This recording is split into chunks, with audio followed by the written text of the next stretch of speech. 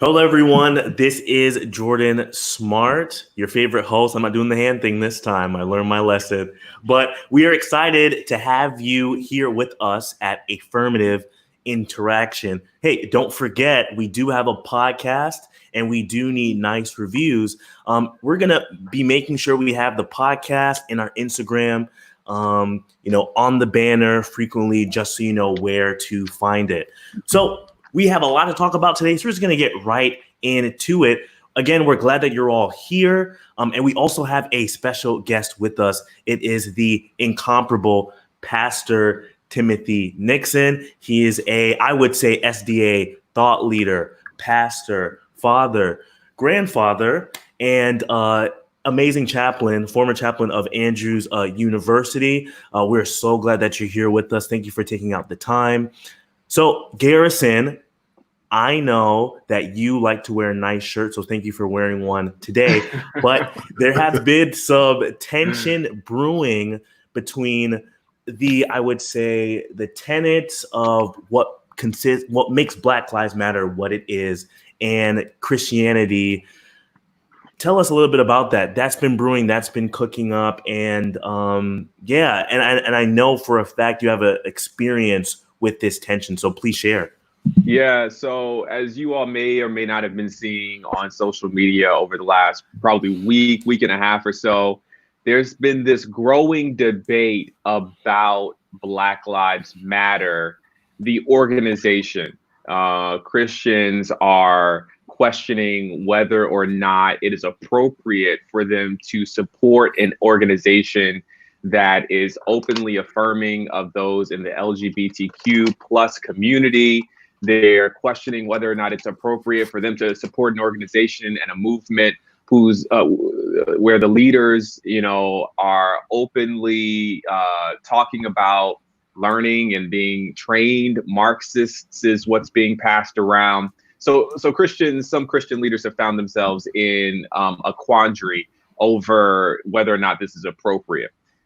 Most recently, this weekend, there was a former professor at Southern Adventist University. I invited him to watch this podcast today, so I hope he's here. He actually shared an article, a diatribe on Facebook, essentially saying that Black Lives Matter is an anti-Christian organization, and ending his very insulting anti-Black rant by saying all lives matter. And this is a person who taught at Southern Adventist University for many years. I actually took a class from this guy, and he's been an Adventist pastor for quite some time. So there is a real debate happening. And I guess we'll talk a little bit about the appropriateness of that debate, but just to kind of orient us, there's a huge debate happening with regard to Christianity and Black Lives Matter. Very good. Thank you so much, Garrison, for just getting us started.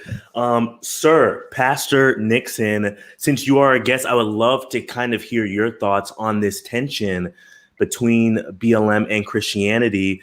And even, I guess, in a response to what Garrison is experiencing or Garrison just mentioned, have you been seeing a lot of these discussions happen where BLM has been framed as something that cannot gel with Christianity? And if you have, what are your thoughts on that? Do you agree or disagree? Actually, a friend of mine sent me a video of someone who was preaching about this issue, and they showed a videotape of someone who was showing a Black Lives Matter event, and the person was pouring out libations to the ancestors and all of this kind of thing. And this person was saying that the leaders of Black Lives Matter are spiritualist and all of this kind of thing, and so on and so forth. So there are a lot of things out there about Black Lives Matter that have been said, negative things, this, that, and the other. You've heard about those who have, some violence has gone on at some of their protest rallies, so on and so forth. I would say to those who say things like that, that Christmas comes from paganism. Easter has paganistic elements to it. You can find something negative associated with any and everything. One of the things that we have to do as Christians is recognize that it is our responsibility to have a Christian influence on social movements that have an important role in our society. It's the reason why all of these things that they're saying really give us more of a reason to be involved, because we have to be there to lend a moral Christian voice to legitimate social movements that are having an impact on our society, so that we can give it a moral direction. Because any movement and every movement always has a spiritual void that needs to be filled. That's what Ecclesiastes tells us. God places within all of us a spiritual void that needs to be filled. And so when we disengage ourselves as Christians from being a part of that, then they will go to other things to fill that void. So we, by disengaging ourselves, do it a disservice, because they're going to find something to fill that void. So it's important for us to recognize our responsibility to be there to give that moral leadership. And this is the very thing that Martin Luther King Jr. did.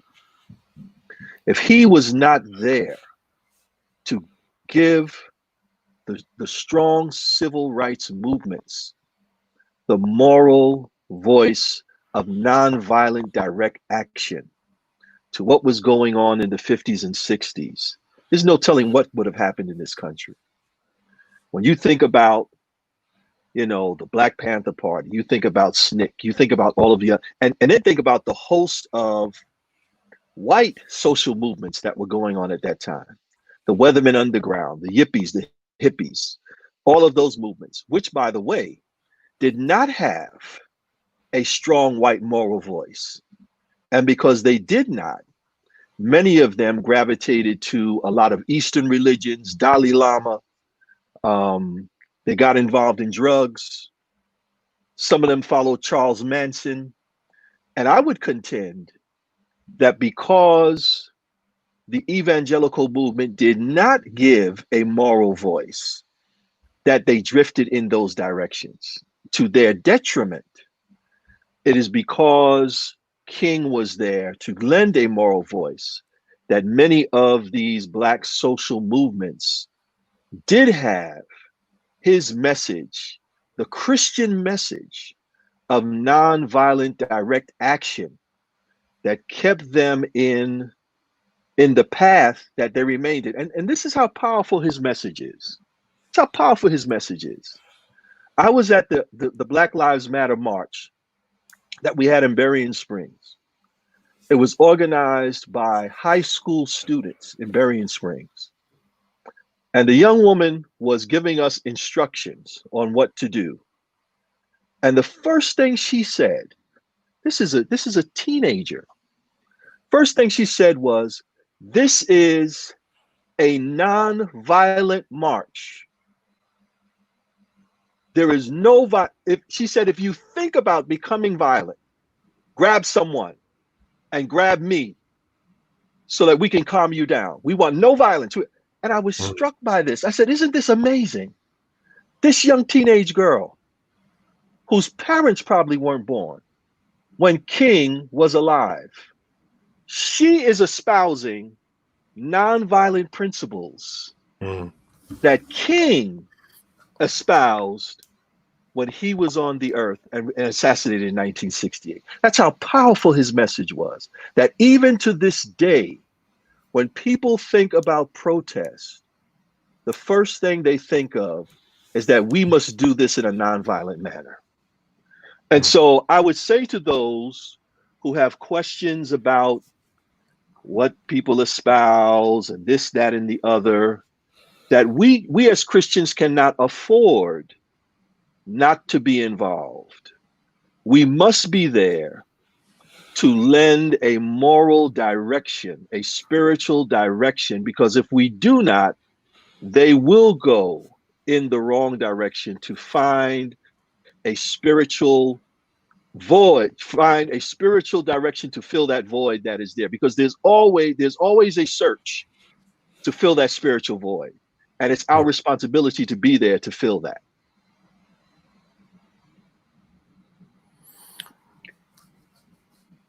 Yeah, I was just gonna say I'm really struck by this idea of there being a spiritual void that needs to be filled. I mean, I've never really heard that perspective, and as you parallel it with the white movements, I mean, it makes a lot of sense to me, and that's really powerful stuff. And I think, you know, a lot of what, you know, we're seeing in the Black Lives Matter movement can also really help, I think, Christians understand a perspective that creates more humanization within our ranks. You know, I think about the civil rights movement and how so many of our civil rights movements have been led by men, cisgendered Christian men, Black men, and have often erased those who don't fit that exact description.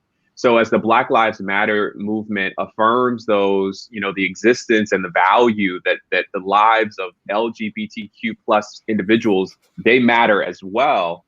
I think the church should really feel a bit rebuked in some ways that our movements haven't always advocated to say that those lives matter as well. It's an indictment, a moral indictment even, of our movements and centering the voices of Black women, especially considering how often those individuals are targeted by racial violence. So I'm hearing like this beautiful connection where like the Black Lives Matter movement as its own kind of secular thing and the Christian movement as the spiritual voice to provide that connection. I think there's something special that should come from the merge of those two things. I'm curious here, and I definitely want to bring you guys into this discussion, because just kind of jumping off of what Garrison is saying, it seems like a lot of Christians are trying to get to that point where they can have this synergy between something secular like BLM and their own faith, but it always seems as if there are hangups that stop them from getting to that point of seeing how the ideals of BLM and their ideals as a Christian align. So I'm kind of curious. I mean, how do we communicate to people in a way to say you can move past this hang up and not necessarily, you know, lose or lose your credibility as a Christian? I kind of feel like the message of, you know, I'll say it this way. I think that we spend a lot of time trying to create an exclusive space where we are supporting people who look like us, people who act like us. And we're basically just trying to live in this bubble of like, well, I support your lifestyle. I like the way that you do that. And the way that you cook is nice. And we're just going to that's kind of going to be our grounding point. And that's actually going to be the end of our work as well, is just to commune with people who are exactly like us.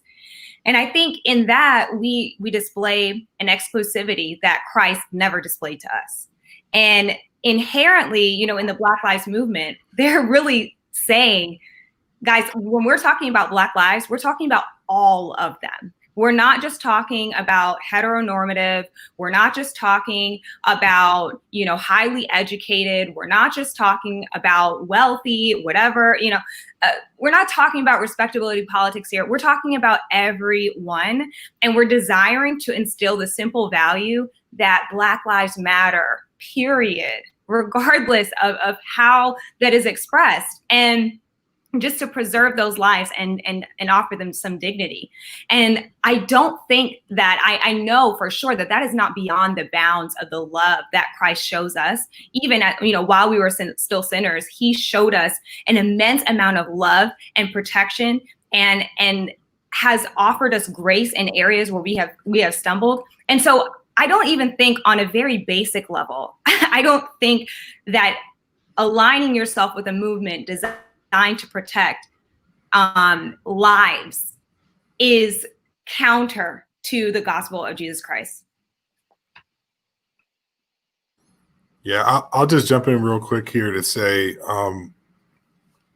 maybe kind of going in the direction of what you're asking, Jordan. I think as Christians in particular, we need to stop trying to find these barriers and walls between the secular and the sacred.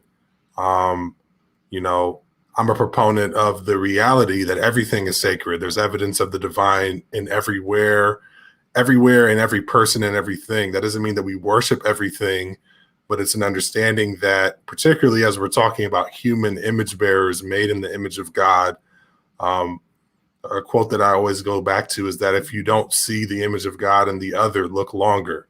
So we need to look at people until we see God, and then act accordingly and treat them with that image-bearing dignity that they deserve. So I think that it's just really, it's really weird to me that Christians in particular will sit around and figure out ways how they can essentially just like excommunicate people from their list of having to care about them. Basically, like, oh, they're this or they're that, or the Black Lives Matter movement, they're involved in spiritualism or whatever the case may be, which is just like, okay, man. So that's what it took, because the thing with Christians and Black Lives Matter is that this has been going on since 2014, right? We've heard every kind of excuse in the book as to why Christians shouldn't be involved and engaged with this movement. And this is the flavor of the current month.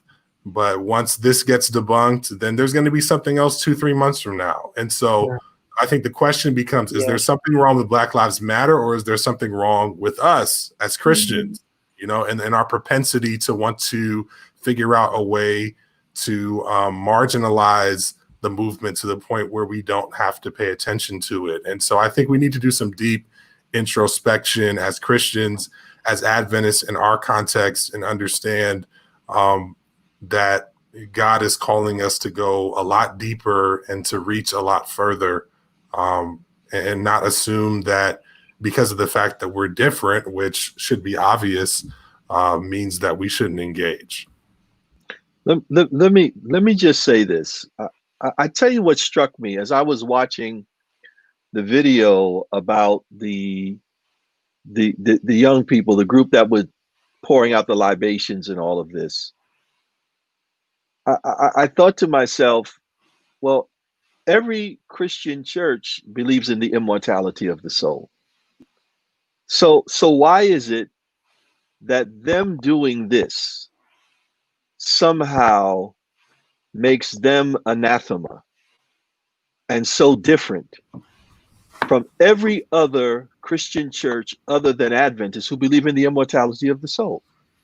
I mean, why is it that we would suddenly say that this movement now is one that we must have no dealings with, when every other Christian church believes in the immortality of the soul?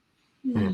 It just didn't make sense to me that would be the conclusion that one would come to based on that issue alone, based on that, just because of that.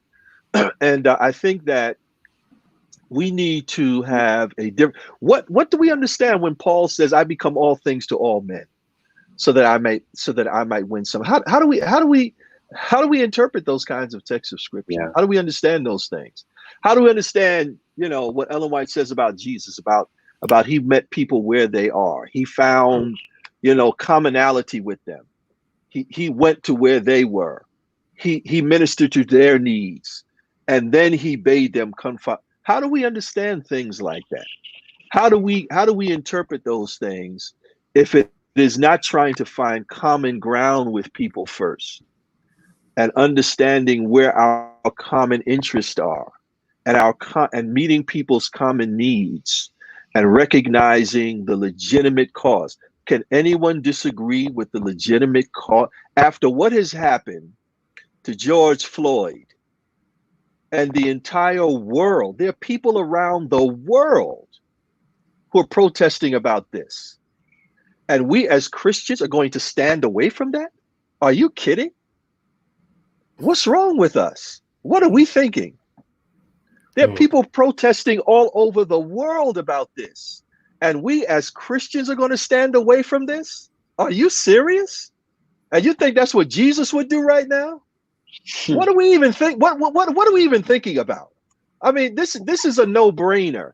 And we at this moment, when we can have, and let me say this, there's no organization, there's no community, I should say, that is more organized than the Christian church.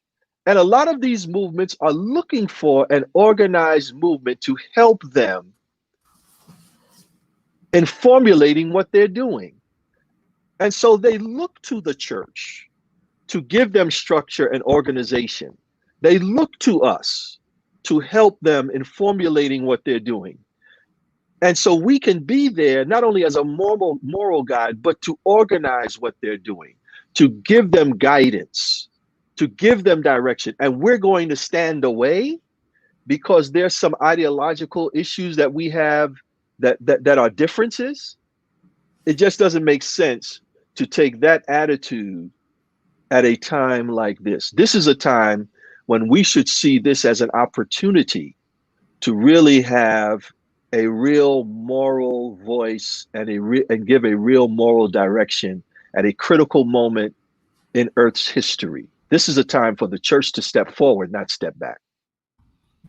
I really like those thoughts. And I think it really just communicates this idea that we need to be looking at this moment that we're experiencing as an opportunity and not as an excuse to run back into our bubble. Logan, I know you had some thoughts. Very interested to hear your perspective on this. Yeah, so, I mean, I think one thing we need to think through with this conversation of Black Lives Matter in the church, like spiritualism and secularism, let's be real, not to discredit the movement of Black Lives Matter in any way, actually to affirm it always, but Black Lives Matter wouldn't have to exist if the church would have stepped up at any point throughout our history. I mean, and I'll speak to white Christianity here. Black Lives Matter only exists because of the perpetuation of systemic oppression at the hands of white people. And if the white church, when we founded this nation, would have stepped up and said, hey, we should eliminate this terrible plague that's existing in our space, or when we decided to allow people to be free, to say we should treat them as they are an actual, normal citizen in society, or at any point during Jim Crow or civil rights, if the church would have stepped up and said, hey, we're continually perpetuating systemic oppression towards Black and brown people, Black Lives Matter wouldn't have to be there. So it's actually the church's fault. And for people from the church to come forward and say things such as, I'm not sure I align. And it's like, look, you've lost your opportunity to lead when you didn't lead. And we need to really speak to that, because the problem people have is that Marxism exists within the conversation of Black Lives Matter. The LGBTQ acceptance and affirming happens in the conversation of Black Lives Matter. And they destroy this idea that the destruction of the nuclear family is a bad thing. But the church has been the one that's perpetuated these ills over and over and over again. We know that within systemic racism and their silence on Black and brown bodies being destroyed, we know that the church has been the one moving body in the United States, continues to be, of destroying LGBTQ people and their existences and their abilities to have normal civil liberties. And we know that the nuclear family, single parents can't even step into our churches and exist in a normal space because they're judged and they're disliked and they're destroyed.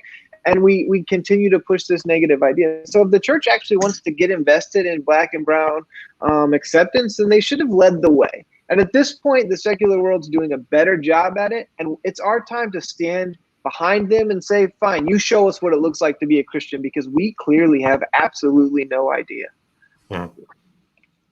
Yeah, I think that the church's discomfort in being a part of the movement speaks to like what you were saying, Pastor Nix, the way that we've demonized a lot of these Eastern cultures and practices, and B, just the misalignment of our priorities. Like, I think the mission statement and the moral compass of the movement speaks for itself, and that the moral compass of the movement is what it's saying it's about. We're about protecting all Black lives, period. And I think that the point of the movement as it stands right now is that this should be a unifying and universal mission that people from all different life paths, all different viewpoints can all get behind. We may disagree in all these other ways, but there's this one thing that's like, on a basic human level, we all agree with this idea that Black lives matter, and that's it. And if these other things that people are seeing, that Christians are seeing that they disagree with, if they are looking at those things and saying, I can't be associated with that, because that's what it is. It's saying, I don't want to be associated with this, then you are then prioritizing your personal beliefs about varying things over the lives of Black people. And that's it. That it's that simple. That's what you're doing. And I think, I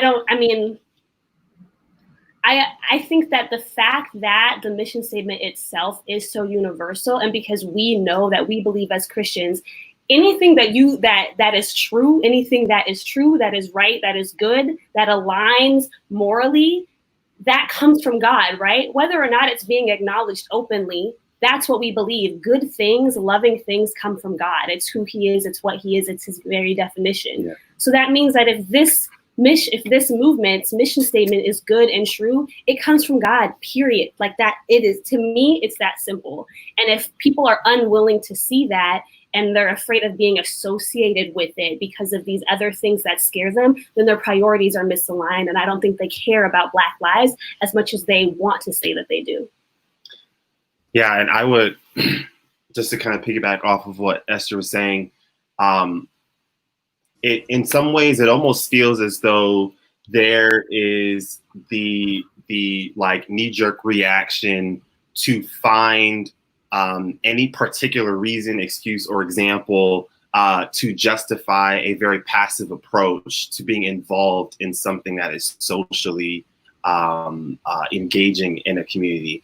And I think that's been part of the frustrating thing that I think we've all kind of been hinting at, that have been suggesting, that have been stated in the conversation so far, is whenever there is a moment where the church has the opportunity to be on the right side of history, it seems as though there is a tendency to look for any form of flaw that they can identify and use that as justification to step away from it and use it as a stance of, right now, we just want to stay neutral.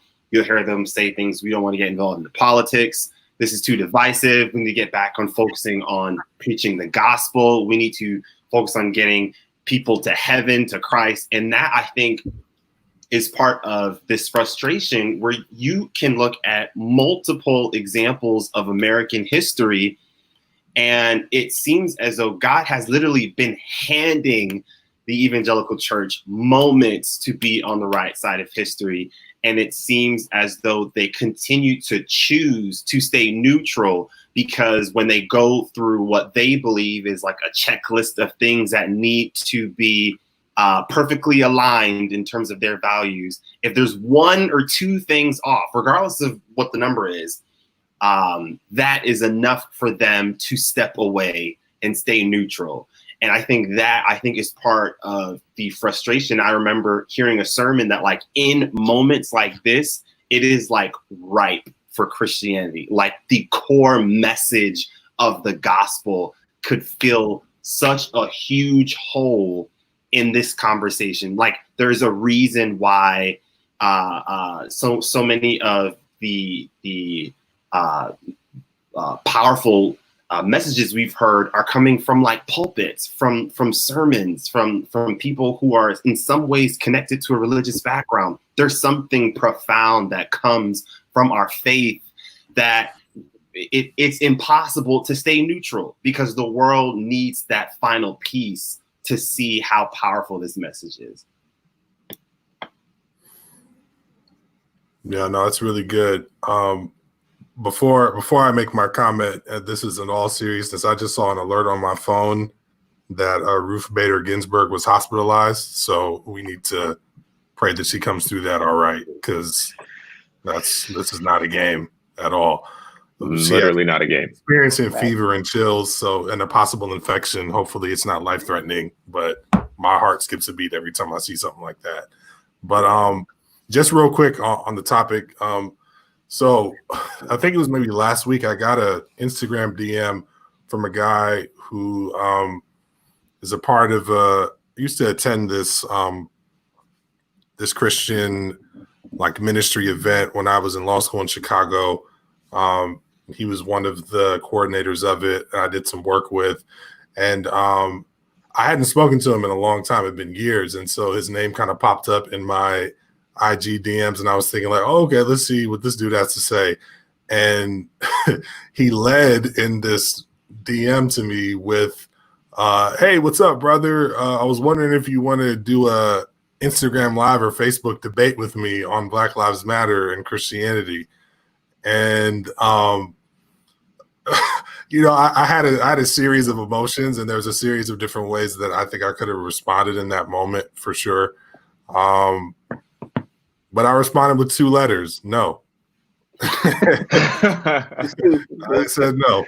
And he wrote me back. He's like, oh, are you sure? Like, I think these things need to be discussed. And I was like, you sure? No, I actually don't think that it needs to be discussed. No. God bless you, man. And he went back and forth with me for a bit. So I had to restrict his account. And so I don't think he can see my posts anymore. But you know, it was one of those things where it's like, yeah, it was obviously upsetting maybe for a split second, but in retrospect, I just kind of thought about it, and it was just like, it's just really sad that a lot of Christians have been sort of conditioned to have this kind of energy towards this moment and this movement. And it's like your reaction in this moment where it seems that so many in our world are getting clarity on what's been happening globally and of course in this nation for centuries.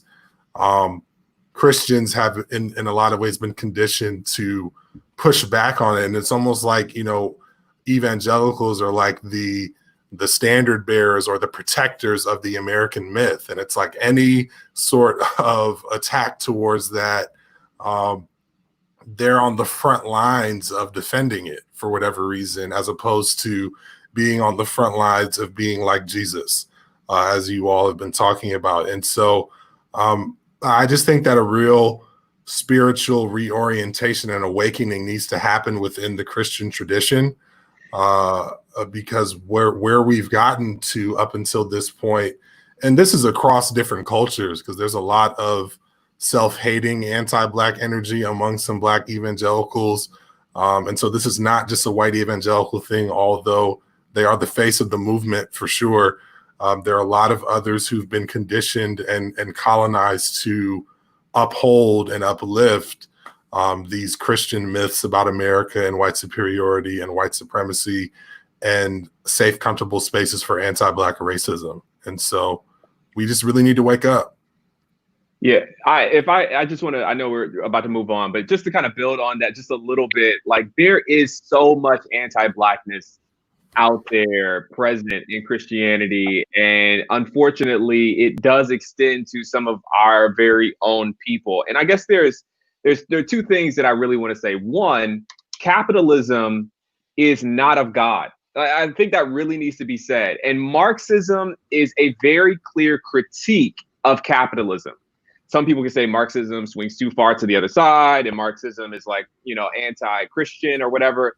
But please understand that capitalism is also anti-Christian. I mean, any economic institution or economic philosophy that could make human beings capital, like that could see human beings as property, is just not of God. It just doesn't work. So, you know, Christians have this huge issue with Marxism as if capitalism is like a better alternative. It is not. It just is not. That's one. 2, the thing that I'm really kind of troubled by that I haven't really heard us kind of talk about, I know Logan mentioned earlier, there's this line in the Black Lives Matter, what we are about thing, what we believe, where they talk about, we exist to disrupt the Western prescribed nuclear family requirement. And some people have taken real big issue with this concept of disrupting the nuclear family, when in reality, they say the nuclear family requirement.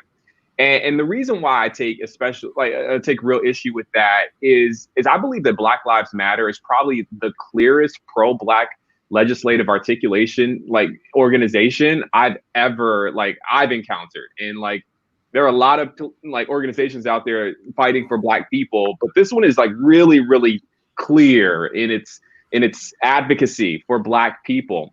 And the Western prescribed nuclear family requirement influences everything, including the way we give aid and support to women. Coming out of this pandemic, if we ever come out of it, we are going to see record numbers of evictions because renters won't be able to pay all those months of delayed rent. And who's going to be most directly impacted by that? Black women. Black women are going to be most directly impacted by that reality. But the Western prescribed nuclear family requirement says that those single Black mothers have somehow made the biggest mistake of their life, that they don't deserve it, that they are a problem, that we shouldn't give them aid, that we shouldn't support them. So we desperately need to disrupt the Western prescribed nuclear family requirement in order to protect Black lives. But so long as straight men, so long as Christians are fighting against this as if this doesn't benefit me, so I can't possibly see the way it would benefit anyone else, as long as that's the reality, Black lives will not matter. And so I'm just really frustrated by the layers of anti-Blackness that exist and the layers of colonization that exist even within our own community. Let me, if I could just make a comment, and Michael kind of brought it up. It is this narrative, and it's a prophetic one, about the two views of America. Because the evangelical view is that America is the world's savior. Okay. Mm-hmm. And it's based on that there is this pushback against any critique of America or any negative critique of America. And the biblical prophetic view that comes from our church in Revelation 13 is that America is the beast with lamb-like horns, and that America is not the savior of the world, that it's just the opposite. And this was an understanding, by the way, that this church has always understood about America from its very inception. And it is that preaching about America that will bring persecution to our church, that will be countercultural, that will be disruptive, that will say that America is not the savior of the world, that America is a beast with lamb-like horns. It's Christian-like, but it's not Christian. This is a wicked nation. This is a nation that oppressed the African American and African for 246 years and another 100 years. Through Jim Crow segregation. This is a nation that has bombed weaker countries. This is a nation that has never lived up to what it has said in its constitution. This is the message that we're supposed to be preaching about the real America. And you see, this is the problem, that we are not living up to our calling as a church. And this is what will bring persecution to us. Because these are the two narratives. And you see, all of the evangelical Christians are supporting Donald Trump because they believe that America is the savior of the world. But that's not what the Bible teaches. The Bible teaches the opposite. And that's the prophetic message that we're supposed to be preaching right now. And it's not going to be a message that people are going to like to hear.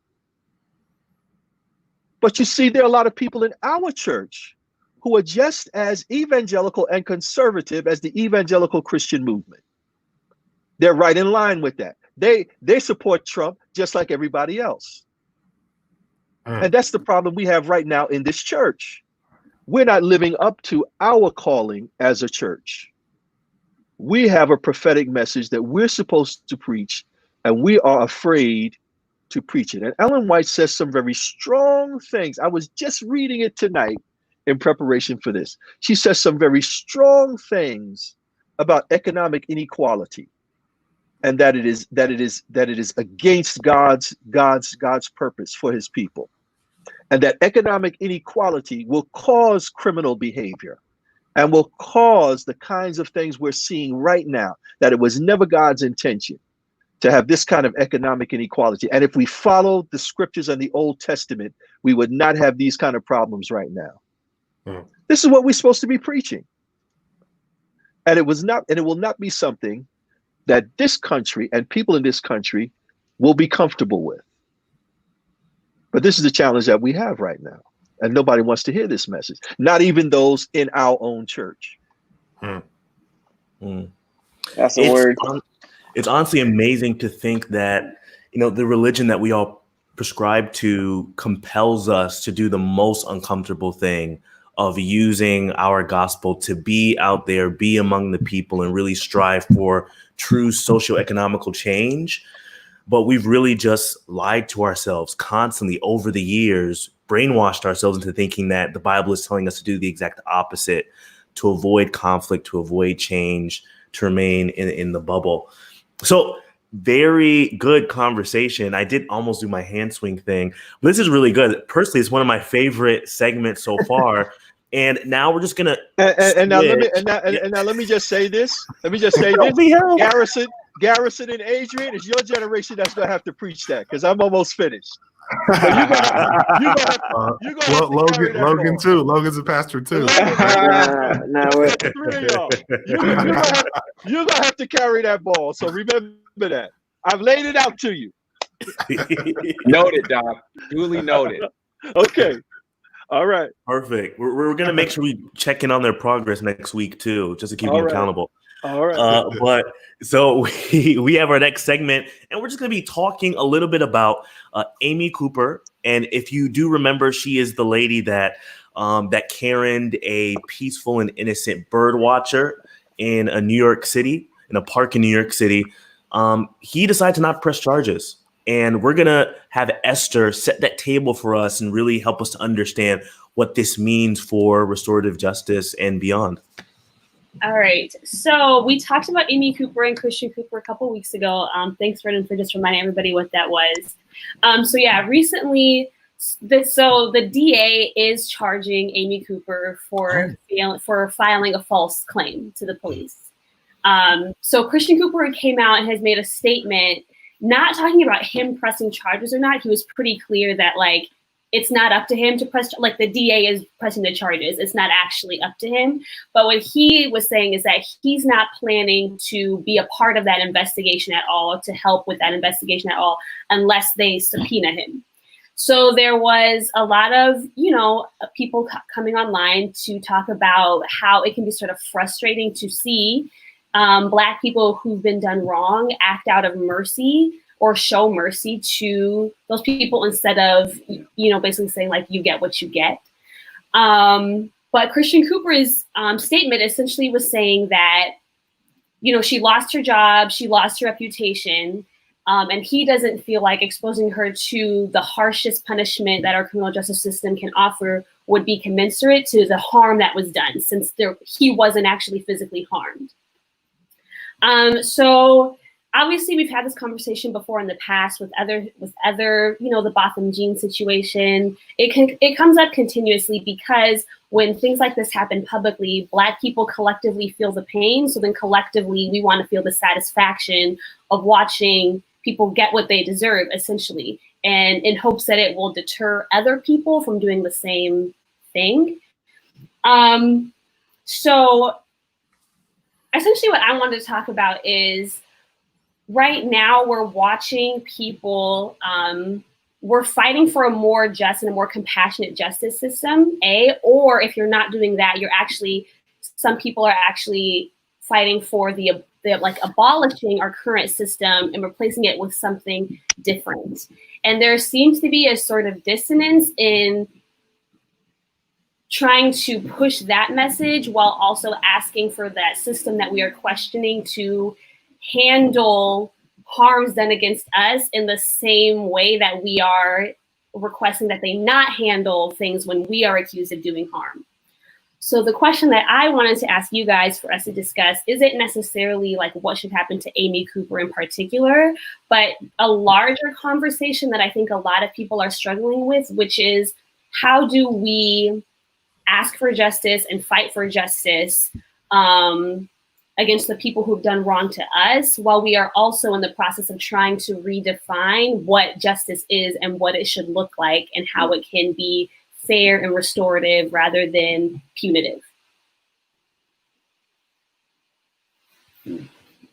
I guess I'll just jump in and say, I think it's a fair question. I mean, our criminal legal system, there are those within the restorative justice community who don't even call it a criminal justice system precisely because it is not just in any way. So the criminal legal system, wow, somebody's FaceTiming me right now. The criminal legal system already, is messed up. It's not fair in any way, shape, or form. And so from that perspective, I can certainly understand not wanting to go through that system. But restorative justice asks some very specific questions that I think are important to answer in this instance. And I think in any instance where someone might really want to actually accomplish that, right? Like they ask, who was harmed? What do they need? What does the harmed person need? And whose obligation is it to meet that need? And sometimes I think that the forgiveness, way of doing this can just kind of completely gloss over, especially that last question is like, whose obligation is it to meet the need of the harmed individual? And I think Christian forgiveness, especially within a colonized frame, can often be like, well, we just gotta let it go. But there is something to be restored. And I would feel most comfortable with the Christian Cooper situation or any situation. I feel most comfortable if we really are honing in on this idea of what is going to be restored and who's going to actually be responsible for that restoration. May I? Sure. I think what I think what's interesting here is that how the criminal justice system has changed, because during the 60s, and this is before your time, there was a strong belief in making the criminal justice system a system of rehabilitation.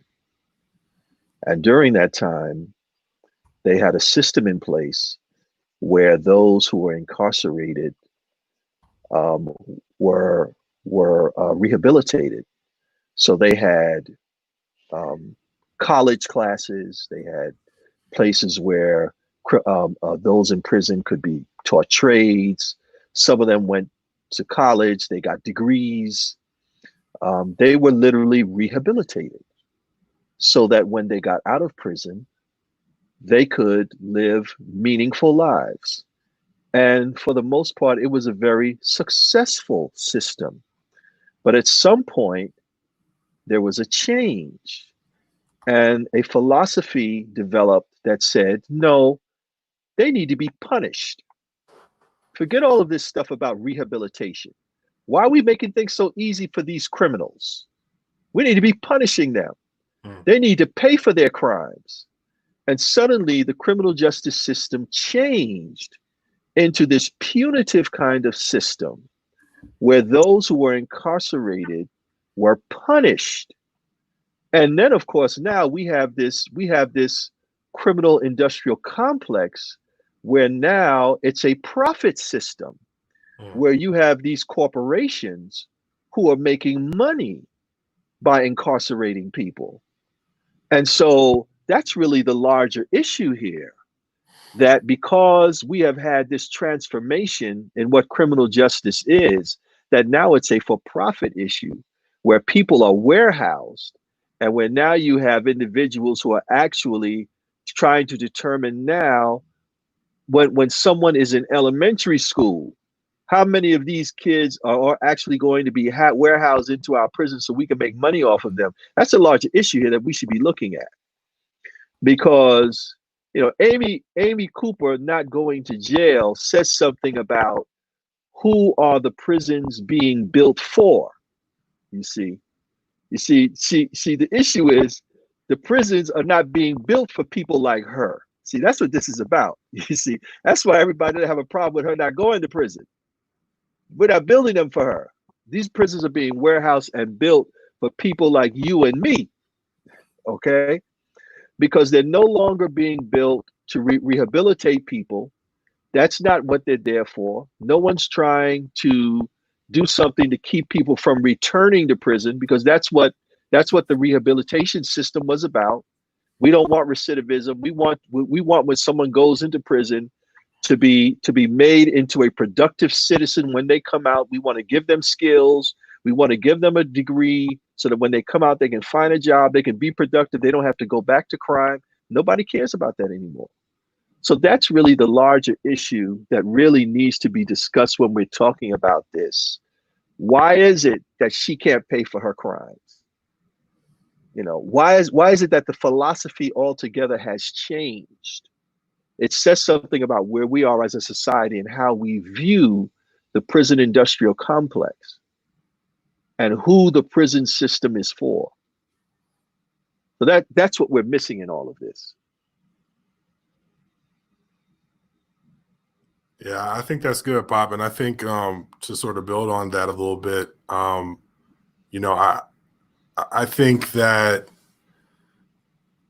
there's two components to it. I mean, from my perspective, whenever we're talking about our response to, conduct that is in violation of some sort of a law, there's obviously the level of what does it take for there to be the personal restoration of the wrong that was done by Amy Cooper to Christian Cooper, right? And so I think Christian Cooper is obviously well within his right to decide what the parameters are for that restoration to take place. Now, I think even with him saying that he probably wouldn't participate unless he's subpoenaed, I don't think he's out here saying, he wants to go out to dinner with Amy Cooper or anything like that. He's just kind of saying, I think that enough has been done here and I don't necessarily want to participate. And that's fine from him.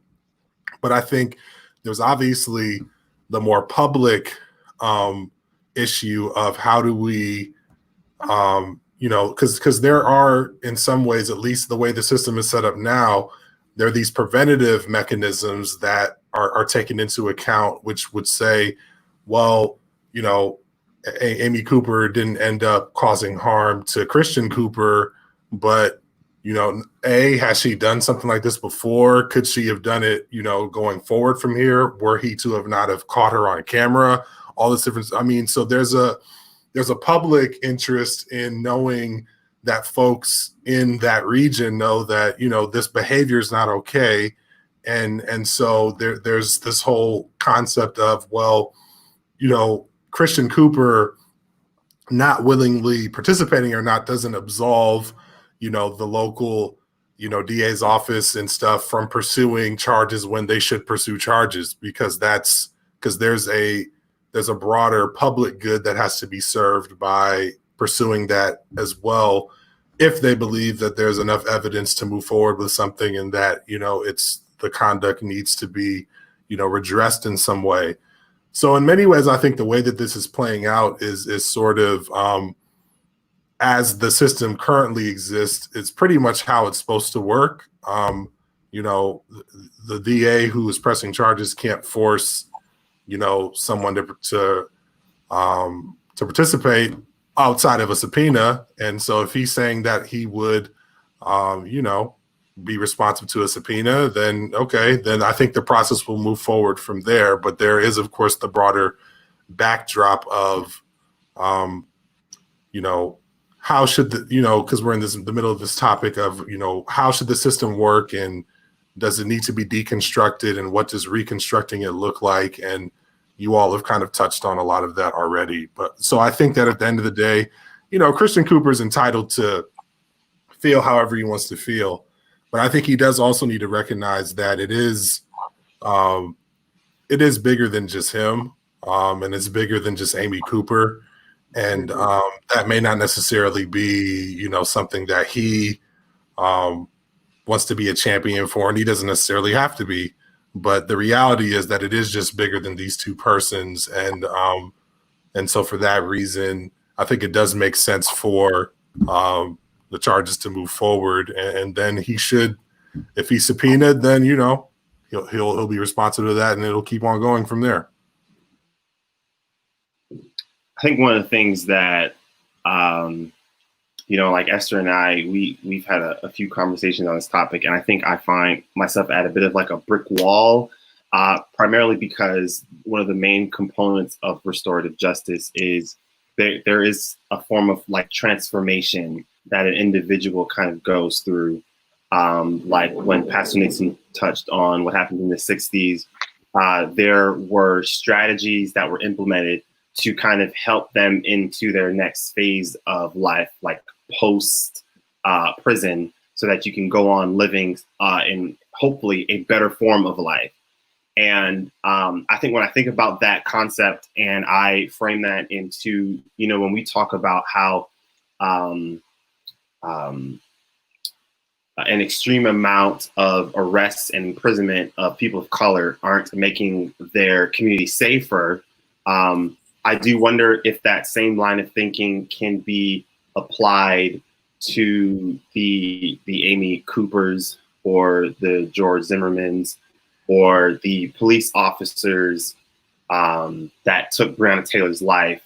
Because I do wonder, when we talk about something like restorative justice, I'm struggling to know what can be done for those people when the prime motive behind their actions was a failure to see a person of color as a human.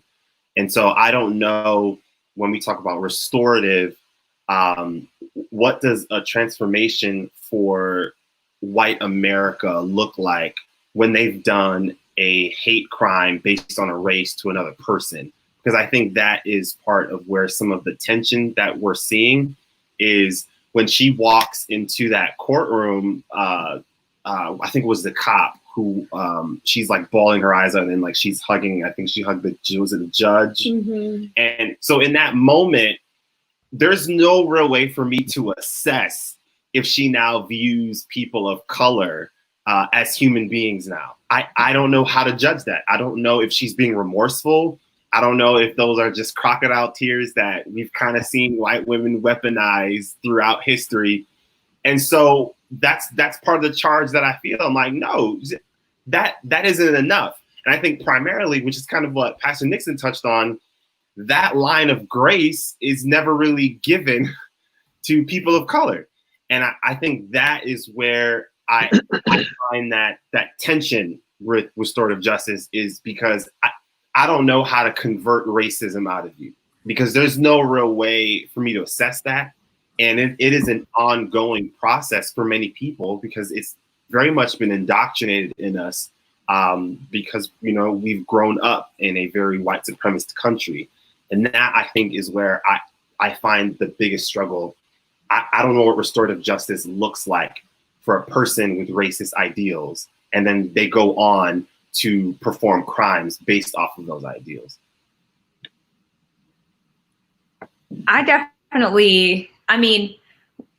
think that, just to be practical and to be as concise as possible, I don't think that we can afford for this case to be dismissed and not push for some sort of legislative change when it comes to handling these cases.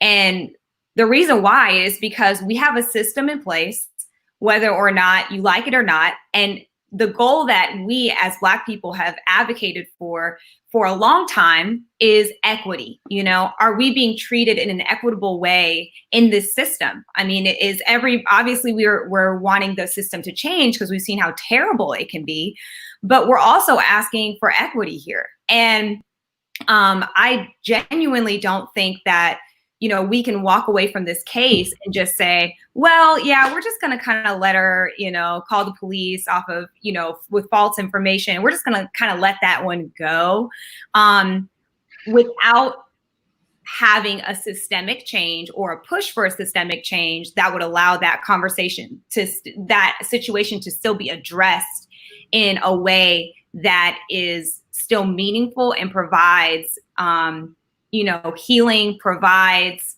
accountability, responsibility to be taken by her. Because right now, I mean, our adult system is not set up for restorative justice to be functioning. It's a juvenile justice idea at this time. And so we're looking at a situation where really the anecdote to, you know, the answer to our question here about using restorative justice is outside of the realms of the system that we're currently working in. That doesn't mean we shouldn't delve into that, but we have to accompany that thought of like, well, I'm just going to be nice with, or I'm not going to send you to prison, with an actual accountability conversation as well, and look at some legislation and actually push that forward. Yeah, no, that's a reality. And I'll just speak to kind of like, you know, the white people in this conversation. White people don't need forgiveness. They need to change their ways. And we know within our system, we kind of all agree that punishment is a way to figure that part out.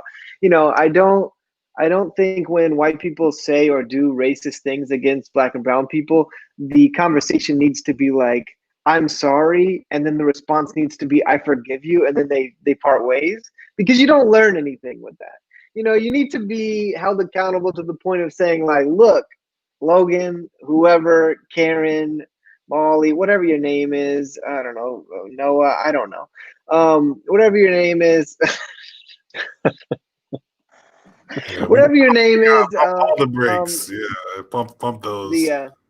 Oh yeah, I got you. Whatever the name is, like, you don't need forgiveness, you need like a little bit of punishment. San Francisco, to speak to Simone's point, they just put together the Karen Act, which is an act that says like Karens are going to be like punished. It's just the rise of smartphones. What they're actually calling it? I'm sorry. Yeah, it's called the Karen Act. It's with a C. No, you're good. CAREN Act. So kind of like a play on the words. But it just says, with the rise of smartphones, there's been increase of racial profiling and discriminatory incidents recorded and shared on social media and subsequently broadcast on the news nationwide. And they basically go on to say that if you're involved in calling the police on Black and brown people, you know, recording them, trying to put out falsified information to basically harm them, then there needs to be a punishment for that. But to go to this, like, we could say that nothing bad really happened. But if we found out that, you know, there was an attempt of murder, if someone was plotting to take advantage of our children, if there was like so many things that we could say, oh, very clear ideas to harm, we would say, lock this person up, throw away the key, like, let's give them time to rethink their actions. And they're like, well, nothing bad happened to this, but, you know, in the wake of like George Floyd in this conversation, bad things happen when police show up and they've decided to believe that Black people are harming and going to harm white people. And so that's a really important part, that white people really need to see a little bit of justice in this conversation, and not just like a little bit of forgiveness, because we've been forgiving white people for hundreds of years for like silly mistakes, and it's gotten us very, very slow progress. That's facts. I think this Karen Act, the act actually being called the Karen Act, is hilarious. Whoever came up with this legislation is a genius. And this is when you really get to see memes come really well into legislation. I really love that. Okay, so we're going to move on from Karen. I heard she's great, but we have other things to talk about. Trump and his agenda. Dude, a lot of things have been going on. There's so much Trump that I kind of feel like it might be fun to play a little game. We're going to call this the Trump lightning round. We're all going to go around, say a comment on the things that Trump is doing, and maybe even try to prescribe him some medication. So Roger Stone has been not cut off the hook. What was it? He has been lifted off the hook, however the term goes. He's not getting punished because he's Trump's friend. What do we think about this? I mean, I feel like Trump is just doing so many things that really hasn't been done before, and I just feel slimy every time I think about it. Bro, Trump, he does not care, bro. Like he really does not care about the optics. He doesn't care about the timing. He doesn't care about none of those things, bro. And so he literally said it with his chest. He was out here like, I mean, y'all could prosecute my homies, but I'm gonna pardon all of them or commute their sentences. This is what he did here. And he's doing exactly, I mean, it's like the only things that he tells the truth on are like the most abominable things you can think of doing. But he, so when he says something abominable, believe him. Yeah, I don't know. I don't got much else, man. He just really doesn't care about the optics. You know what I'm saying? Like I don't know that there could be a worse time for him to be doing something like this. He could have at least like waited till hopefully on the way out or something, maybe like slide his boy a lob, but it's like, oh, middle of a pandemic, second uptick, perfect time to let my homie free. So, but that's what he wanted with that. Like he wanted it during the pandemic, but he's trying to do this stuff to get everything kind of back to normal, right? Like that's what like Trump's plan. That's why he's pushing us to hate Fauci right now, because Fauci's trying to give us like real information. That's why he's telling schools they need to be open, because he's like, look, the only way for me to win is people think that good things are happening in our country right now. And that's currently not the case. And Roger Stone, he's just doing this because he doesn't believe that any bad came from the Russia investigation. And so he's gonna keep pushing this Russian hoax narrative on and on and on again. And that's just Trump. Trump is going to try to lie his way out of everything. And the reality is that, I mean, unfortunately, I have a lot of them, maybe even watching, probably none of them are watching, but are my Facebook feeds. And they believe it. They think, oh, yeah, Roger Stone should be like let free because he didn't do anything wrong. And schools should open because this thing is a hoax and Fauci's an idiot. And I see this and I'm like, literally every president ever has like turned to specialists and said, like, what do you think? And Trump saying, no, I'm the president. I know everything. I have all the answers. Just get him out of here. I'm done with this. I can't. It's ridiculous. I don't know. I mean, it's like, it's so ridiculous you want to laugh, but the more I think about the fact that he just literally doesn't care at all about how things look, about how corrupt it's like how obvious he's being in his corruption, I honestly find that very scary, because that's the behavior we see from men who really believe and know that they're powerful enough to avoid all consequences. Yeah. And a lot of times they're right that they are that powerful and they can avoid any consequences. So him being out here all blatant with it, you want to be like, you're so stupid. Like, why would you be so obvious about this? We can all see what you're doing.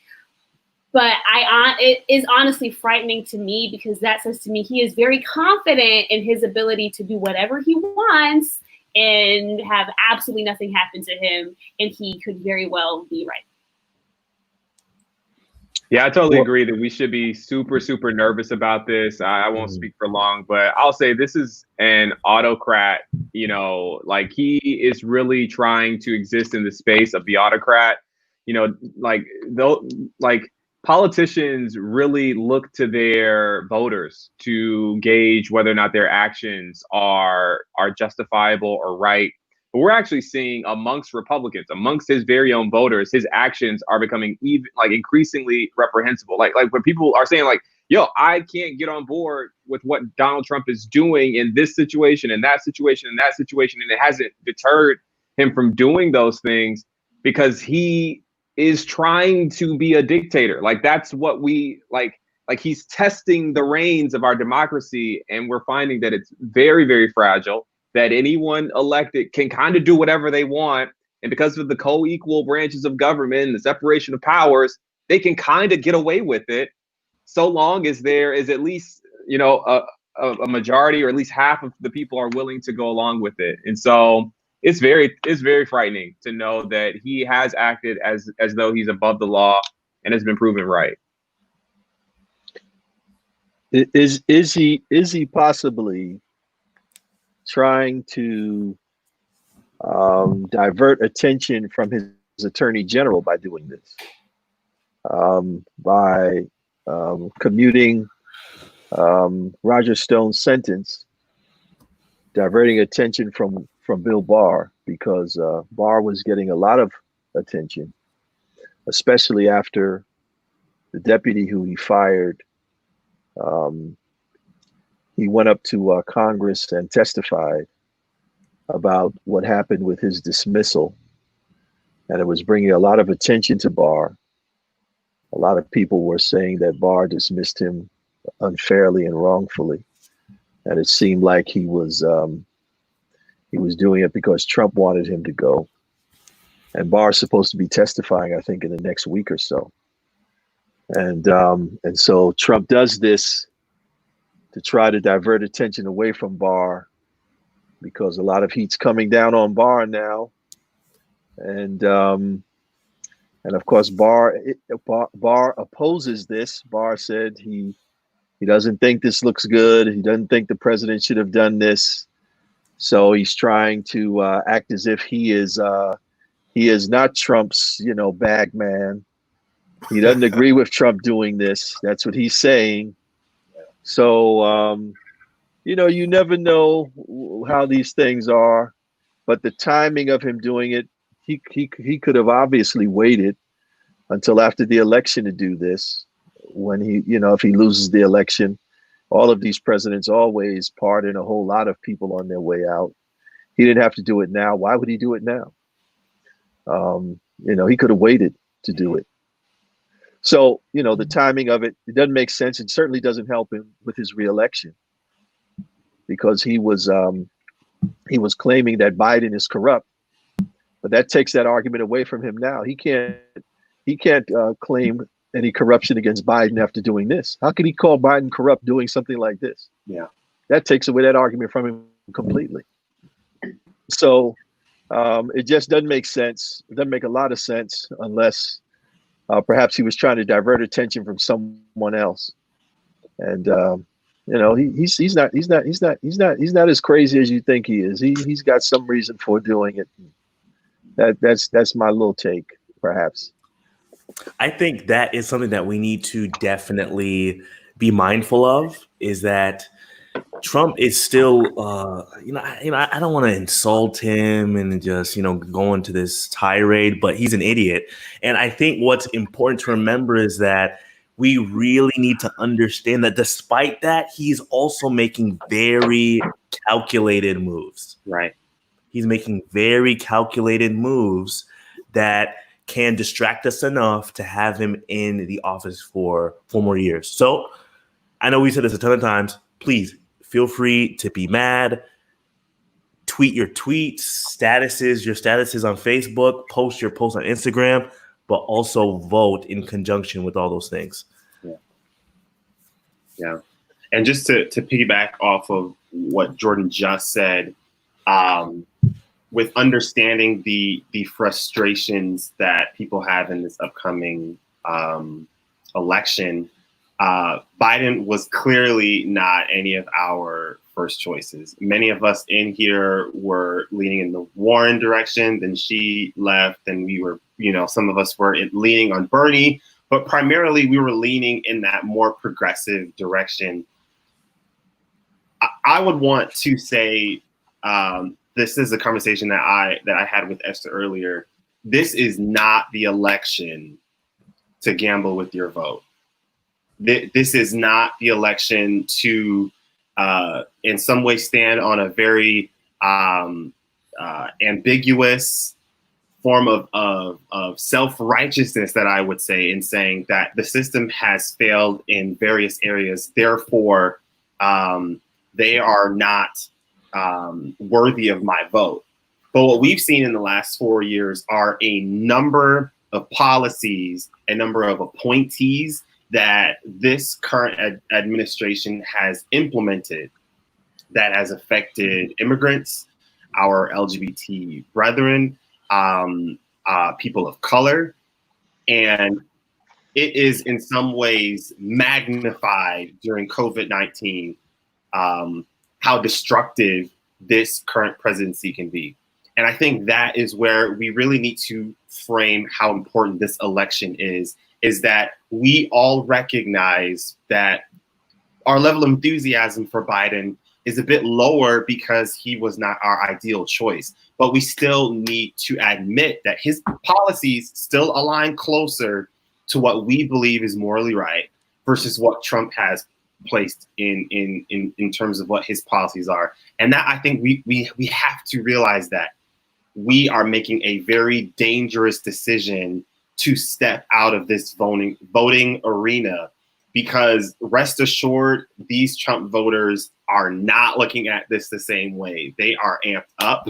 They are waiting for these voting booths, and they're ready to vote for him again. Mm-hmm.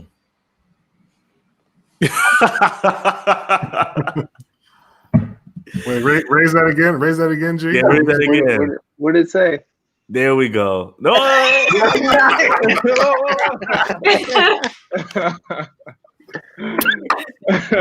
Don't play with your vote. Don't play with it. No. What I think is super just exciting, though, is that I forgot to mention that we do have Kanye West, presidential campaign manager, here with us, Garrison Hayes. Thank you so much for coming to the show. I didn't. Everyone's birthday party. I know he's running on the birthday party, guys. That is a joke. don't play yourself. Shout out to Chance the Rapper. Oh boy. I mean, does anyone want to break that down? I mean, I think it might be good to try to. No. That doesn't even deserve airtime. Honestly, I regret the time it took me to make this. Can never get that back. I will say, though, I do think it is important, in our individual spaces, on the show, wherever, to make sure we're constantly working to demystify a lot of arguments, a lot of points that are being made out there. Again, Esther, if you want to talk about actually your experience on Twitter today concerning voting, please feel free. I feel like I put you on the spot right now, but I would definitely love to share that. Feel like I can do it short, I can make it short. Angela Davis, there was a clip going around on Twitter of Angela Davis, an interview with Angela Davis, where they asked her who she was personally voting for in this election. And she proceeded to say that while she believes Biden is extremely problematic, and she listed reasons for that, in his past, he does not have the greatest track record.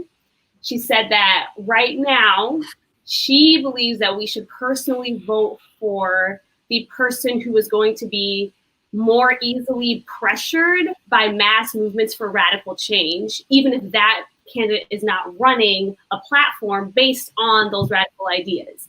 And so she said she is going to vote for Joe Biden for that reason, because in comparison to Trump, he is more easily pressured and more likely to listen to a mass organized effort to push really progressive ideas.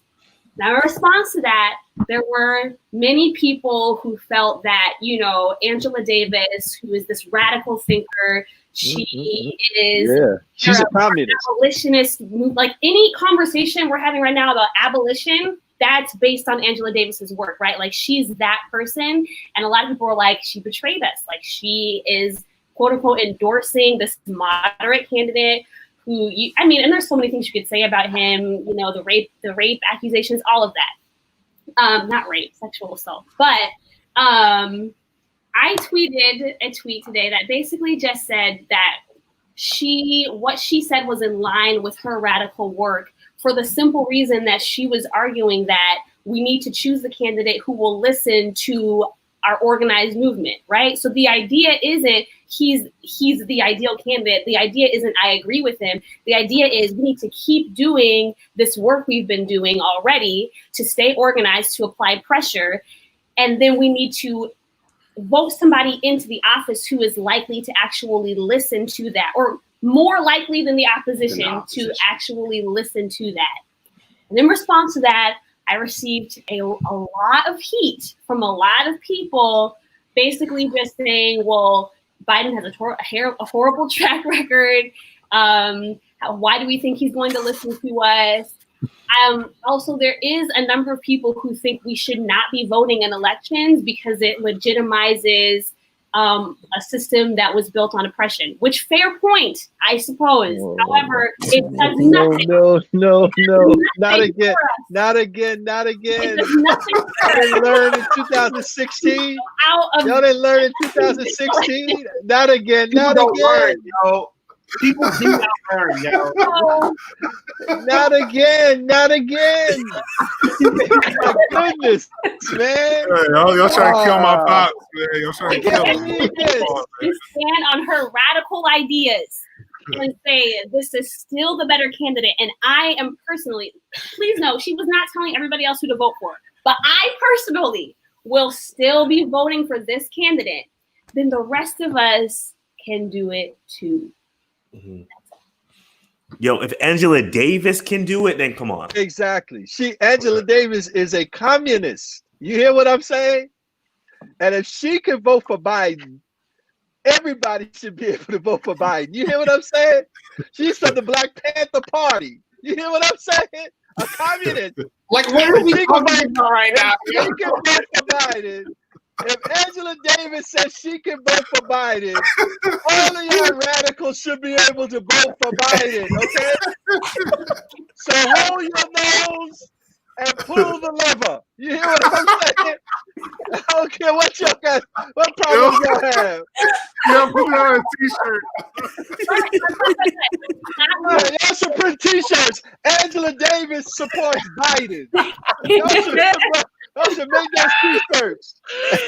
Wait, but her point though is like it's not vote first and it's not vote last. It's like voting is not the end all be all. You vote accompanied with really intentional organizing efforts to push for the change you really want to see. That's really important. That's what makes it consistent. But first, get your behind in the voting booth and vote. Okay? That's first. Okay? Don't move, vote. Okay? Oh my God. Wonderful. People don't. Oh, I'm dead. Yeah, honestly, like young people don't have a political change theory. Like we don't know what we want. We don't know how to make political change. So we're out here talking crazy. I mean, it's a two-party system. Oh, Russia bot. Yeah. We freezed you right at the right moment. Just say vote and freeze him. Vote. Vote Biden. Vote Biden. There you go. Oh my God, I'm screaming. Biden or Kanye? No Kanye. Stop that Kanye stuff. That's confusing people. That's confusing people. Stop with that Kanye stuff, man. Oh man, I'm done. Oh man, I'm Kim, weak. Kim not even gonna vote for Biden. Don't even fool. I mean, Kim not gonna vote for Kanye. No, don't vote for that Kanye stuff. No, man. Oh, Baby, man. you didn't have a chance. No, but writing your name down. to your point, as what you're saying, I think like I would say the millennial Gen Z generation, like our convictions, I would say, are in the right place, but it's like we have a lack of knowledge on how politics work. And that I think is the most frustrating part in this conversation. And people hear that clip and they think that Angela Davis is somehow like forgotten, like the She sold out. years of radical she's been pushing. Like I think this is what has been very frustrating in this conversation. People who are anti-voting and respond in such a way give rhetoric as if we have not thought through why we're choosing to vote for Biden. No, but now remember this. Biden is what, 76 years old? Yes. He's only going to run one term. One term. So you're really voting for whoever will follow him next. Yeah. So keep that in mind. You're voting to get Trump out, and who will follow him. So keep that in mind. Yeah. That's what we're talking about. So he's not going to be there forever, and he knows he's not going to be there forever.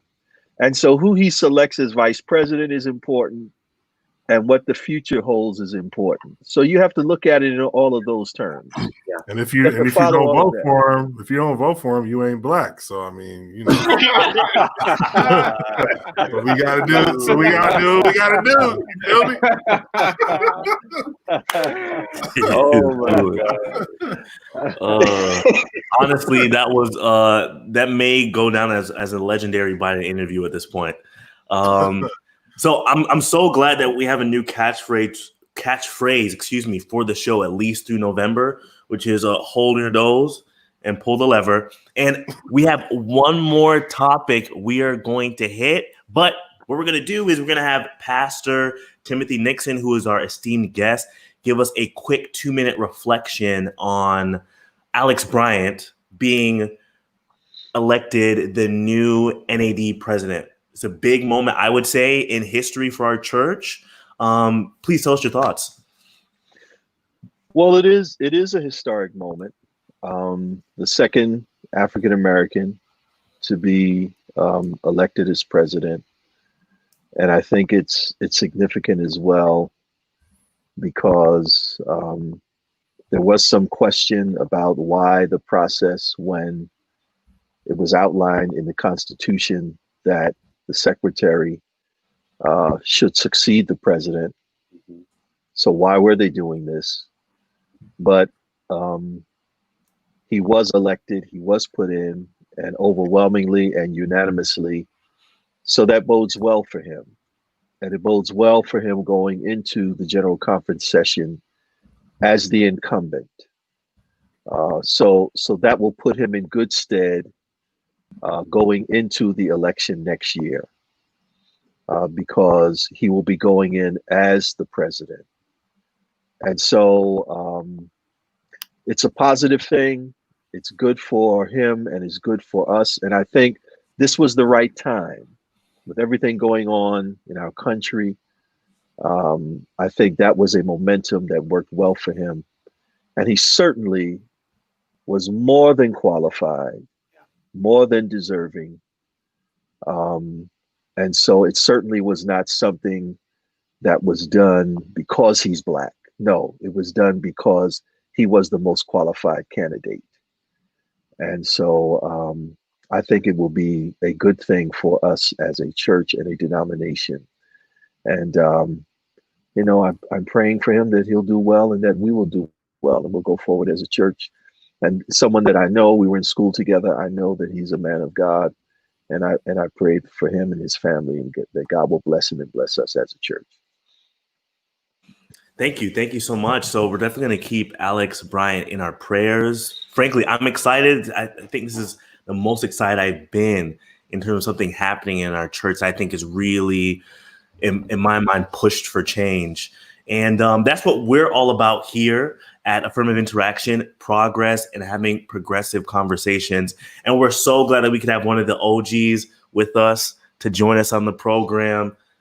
Much respect. We loved having you on. Can't wait to have you on again. Well, I'm grateful that I was able to break the age line.